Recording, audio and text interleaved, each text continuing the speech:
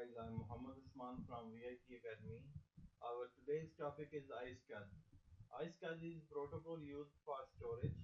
I will practically configure in front of you and then you will better understand iscsi. Uh, Now we are going to start with installing roles on server. We have server 2012. Actually, in 2008 there was no iscsi. In 2012 it's available. So if you have old server, you need a program to download like this iscsi target from microsoft.com, and then you can configure from this. You can install this target inside server. Now we have Windows Server 2012. We don't need this software. We will directly go to roles. We will add role. Click on next. We will add roles. Here we go. So from file services, file and storage services, we need to add iscsi services like iscsi target and okay iscsi storage provider. I will add these two services only and then I will click next. We will install these services. No feature is required for this purpose. Not important. If you don't want to do, go to install. I will pause the video for a second. I'll come back after it finishes. Welcome back guys. Our installation of these roles is finished and it's written here installation succeeded on Windows. So I'll click on close. Here we go for the storage services. Now you can see here is iscsi. Our target is iscsi today.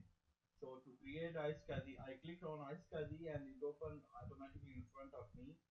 To create an iscsi virtual disk, start a new iscsi virtual disk wizard. I will start a wizard. Now uh, it shows up me. You have C volume. I have only one disk which is 31 GB. It shows me that you have this volume. I will select this volume. You can select by volume, or you can, if you have already virtual disk, old virtual disk, you can browse from here, or you can put the path like anything like C drive colon slash new folder or backslash. Sorry, this the other one backslash. Where is the black? Yes, backslash. So you can put a path like this, but forget that path. We'll go to directly to C volume. Click on next. I will give it a name. This should be the name of virtual disk like VD virtual disk VD5, whatever, VD5. Simple name. We'll go next. Here we can give it a size, maximum size. We can give it 5 GB for example. You can keep it for the fixed or dynamically expandable. This is dynamically expandable disk. Expanding, it's written expanding, but this dynamically expandable disk is better than fixed size, because as you increase the size, as you get the file, your storage will be occupied.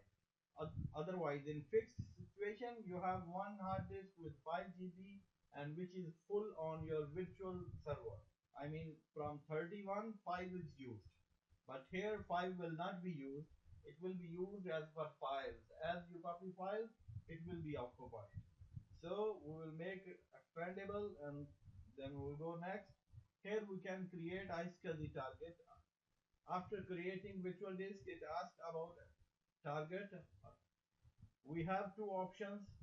Either we should have existing target or we can create a new target. We are going for a new target because it's a new server and we don't have any existing target. So we will create a target for other initiators to access this. We'll give it a name like server 12 S12 S12. We will make it S12 server 2012. To make it shorter, you can describe if you want, but we are not going to describe it now. Next, access servers. Here you can give it. You need to give initiators, iscsi initiators. Click add to specify iscsi initiators. We will add and we will put here The initiator can be added by IQN or can be added DNS, IP address, or MAC address, or with the query of the server. You have multiple options to add initiators. Initiators are your client. They will get this storage, 5 GB storage. You can have maybe millions of TVs and you can share it on the network via iscsi, and it will work like your physical hard disk. I will go for IP address. I will give IP address of my servers. These are my clients actually. This server will give them storage. I will share one hard disk, one virtual disk of 5 GB to two of the server, two of the computers. I have one virtual machine, one physical machine. Both of them will access 192.168.100.72. This is my other Windows 10 physical machine. This is my virtual machine. Both of them will get this storage, get this target.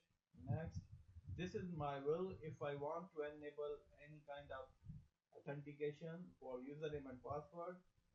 This time we are not going for authentication. We will give them direct access, and this is all information we will create. This will create iscsi disk and the target for the clients. Press OK, close. Your work is done now, and from iscsi, now you can see there is a disk, and from the bottom scroll down. Here we go.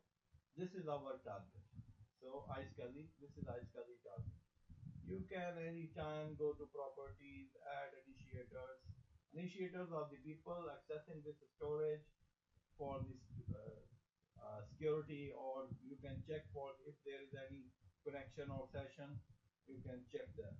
So anyway, now we are gonna go to our clients, and then from the clients we will go to physical machine. No, first I will go to my virtual machine. I will write iscsi, iscsi, iscsi initiator is appeared here. I will click on iscsi initiator. It's open now. But when you open this service, it first time asks you that your service is closed. If you want to turn on, you need to select yes. Here you will write a target or the IP address of server. This is the IP address of the server, which is configured already. We configured now. We will click on quick net connect. It is connected with IQN. Login is succeeded. Press OK. This is already target added and connected. We press OK. It's done. Now we need to go to disk management. There is a disk management to show connecting to virtual disk information. See, it automatically opens that you need to initialize the disk. It's just like when you install a new physical disk in any server, it opens like this. Okay, we will initialize and see there is a 5 GB unallocated unknown disk, and now after initializing, this is disk 1 basic 5 GB, and you can create a new simple volume or do anything you want.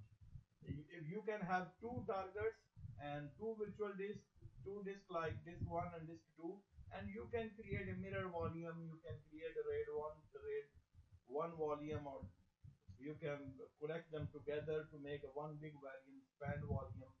You have these options at your will. So the other target we added is my physical machine. We can also go to initiator here, and we can give this. See, it's running first time. I'm running iscsi the first time here. You need to click yes. So it will turn on your service, and you can add right here the IP of the server, and this server will give you the same storage, but you cannot add any other server to this storage. Sorry, you cannot give this storage to any other server because you have only two initiators, and they are these two servers. It's already initiated. I'll go to disk management, and we can see the virtual disk here, but this time story will be a little bit changed, that the same storage which is already connected to one server will appear here. So we got this storage here. It's we did not initialize here. So this topic is clear now. I hope you like this video. If you like this video and you want me to make more videos to help you like this, please subscribe for my channel, which is VIT Academy, and at below button. Hope you like the video. See you. Bye bye.